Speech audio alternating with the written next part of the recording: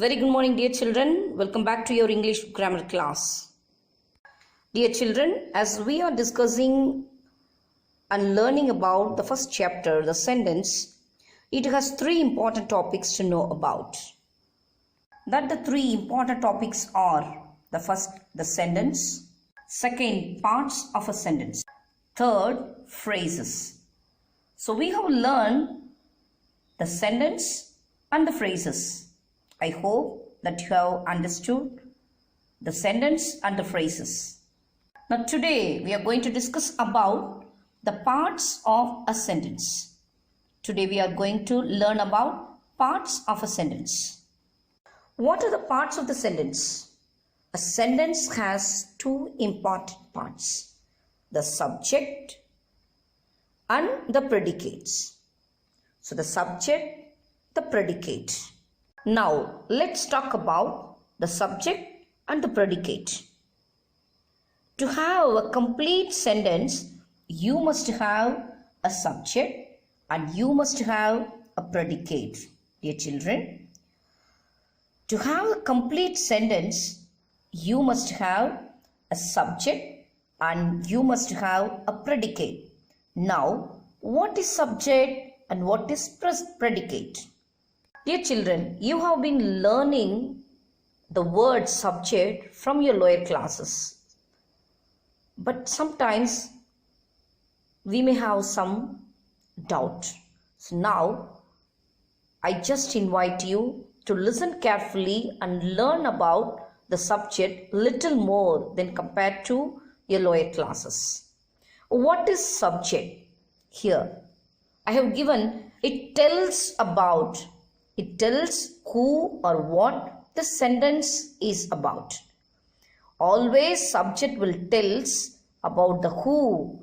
But who is the who? The person who comes in the sentence, or what the sentence is about. So here we have an example in your textbook. Kindly refer that. The carpenter makes a chair. So we have here the subject is tells who or what. Here who is here? Who. That carpenter is coming under the word who. Who makes a chair here? The carpenter makes a chair. So the carpenter comes under the subject. Suppose, one more sentence. The girl plays the football. So here the girl plays the football. Who plays the football? The girl plays the football. So here the girl comes under the subject. Now let's move on to the predicate. I hope that you are understanding the subject. Will come again. Now predicate. What is predicate? Predicate means it tells what the subject does or is.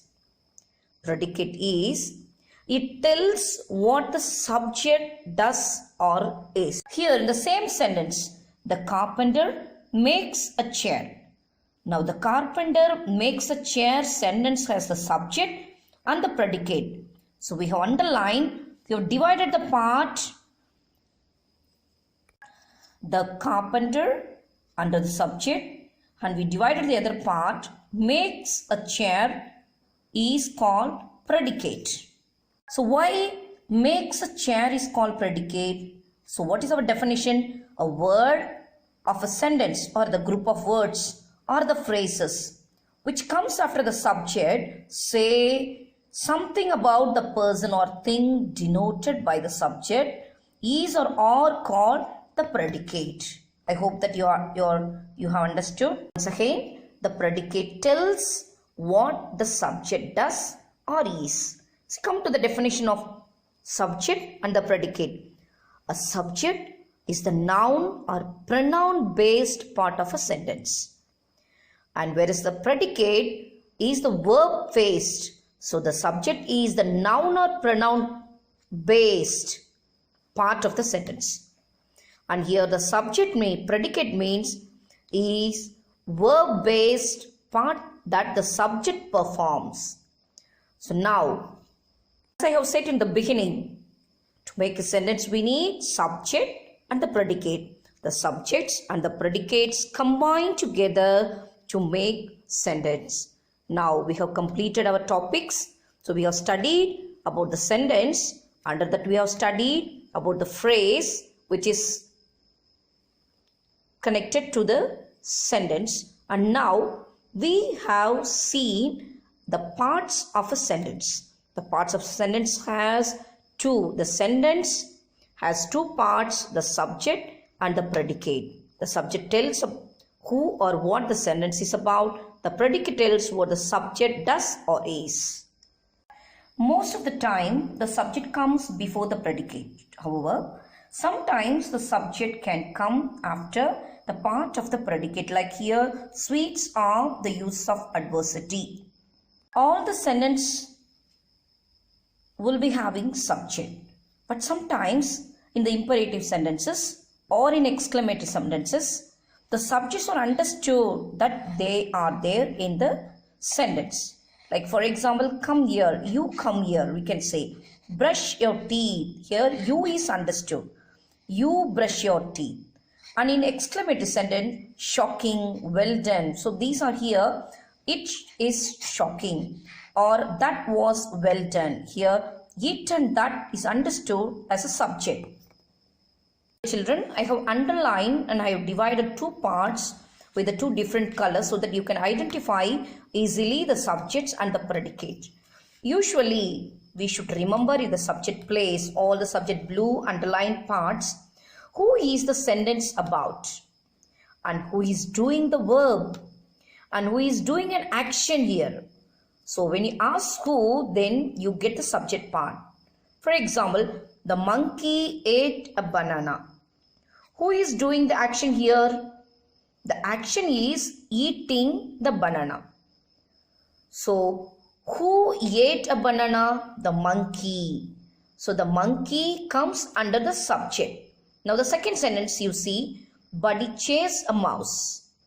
So what is the action here? Chasing the mouse. So the buddy, who is chasing? Buddy. So the buddy chase a mouse. So the buddy is the subject here. And now the third sentence you look at here.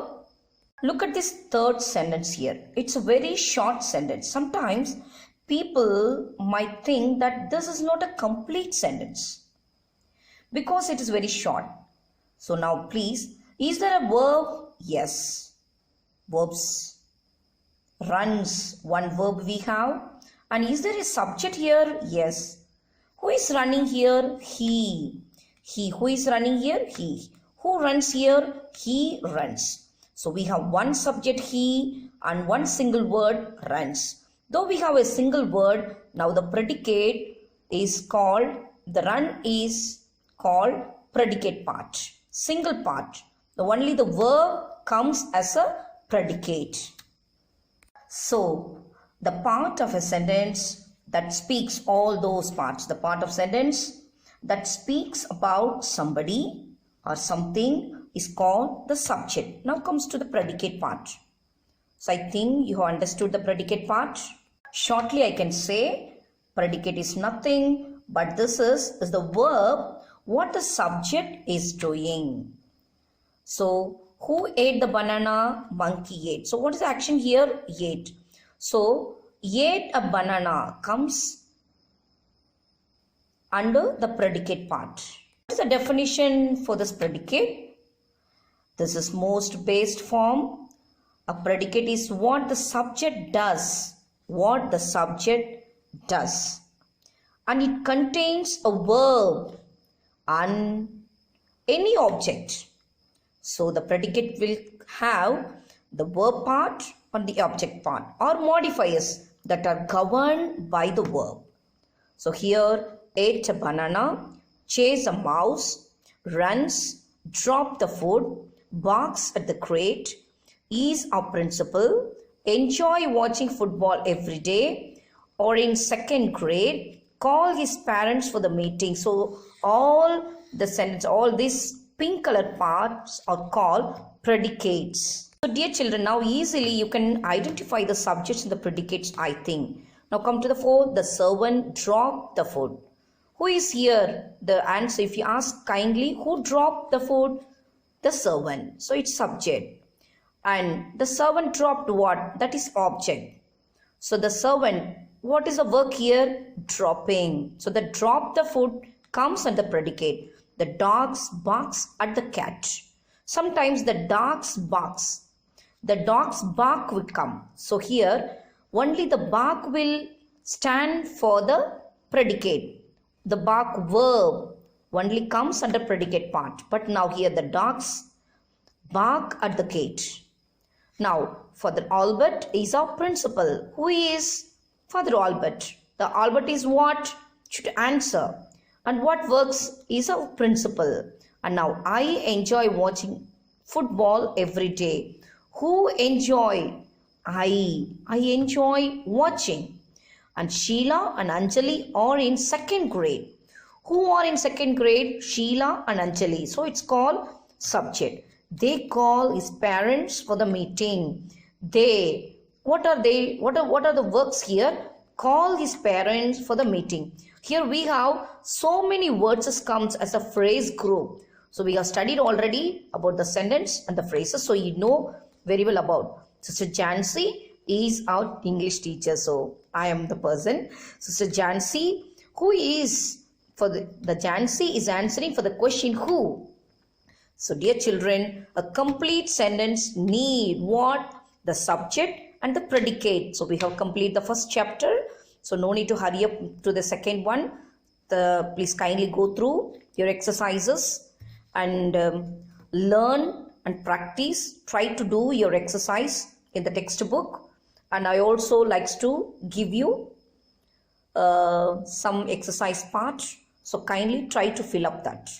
Thank you. Thanks for listening. Thanks for watching and go through your exercise and your textbooks. Though you don't have the book, I have sent all your first chapter pages through PDF form. So kindly go through the chapters. Thank you, dears. Thank you, dear children.